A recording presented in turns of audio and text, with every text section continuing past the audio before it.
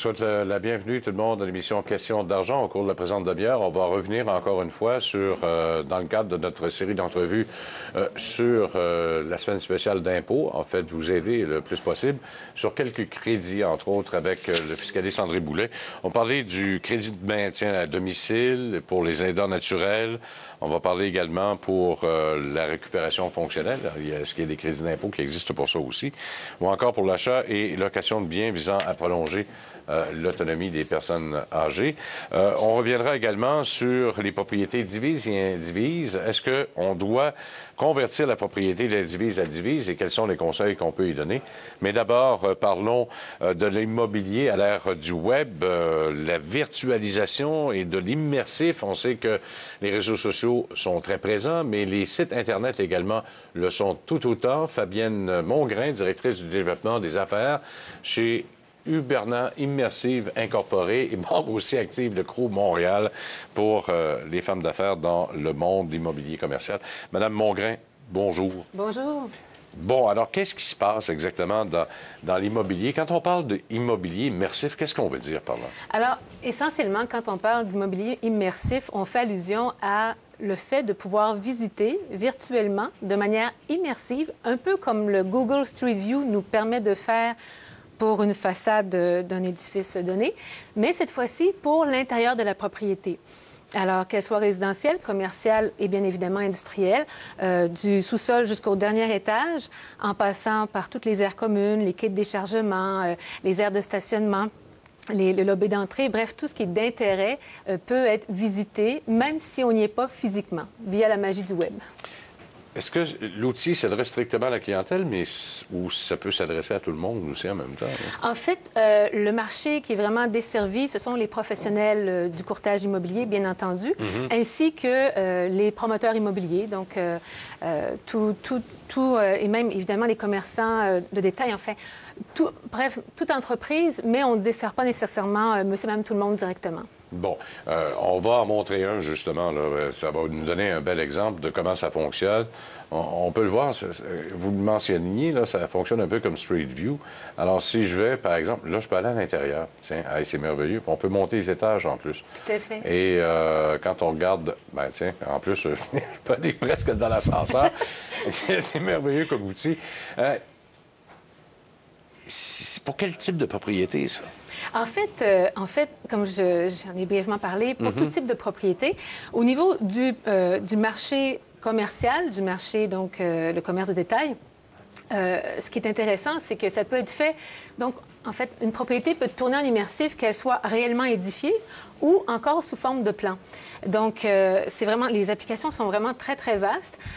Si, par exemple, vous me permettez, je m'aventure dans le milieu donc des rendus 3D, c'est-à-dire qu'à partir de plans en 2 dimensions faits sur AutoCAD, généralement, on va aller mettre la 3e dimension, monter le tout en immersif et donc permettre à tous les acteurs qui sont impliqués dans un projet immobilier, et ce, peu importe qu'ils soient aux 4 coins du monde, de pouvoir interagir dans, comme, en fait, d'y marcher carrément l'espace qu'ils veulent acquérir ou louer ou rénover, peu importe.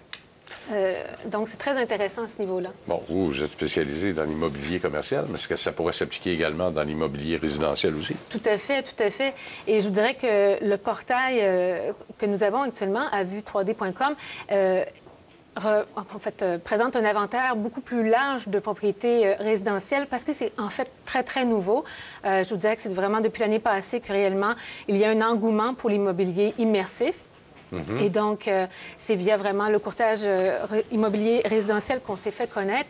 Mais les applications au niveau commercial sont, oh, mon Dieu, incroyables et présentent un réel retour sur investissement pour tous les acteurs impliqués, autant le client, l'architecte, l'ingénieur, l'entrepreneur, le courtier, bien souvent, qui est impliqué, évidemment, dans des projets comme ça.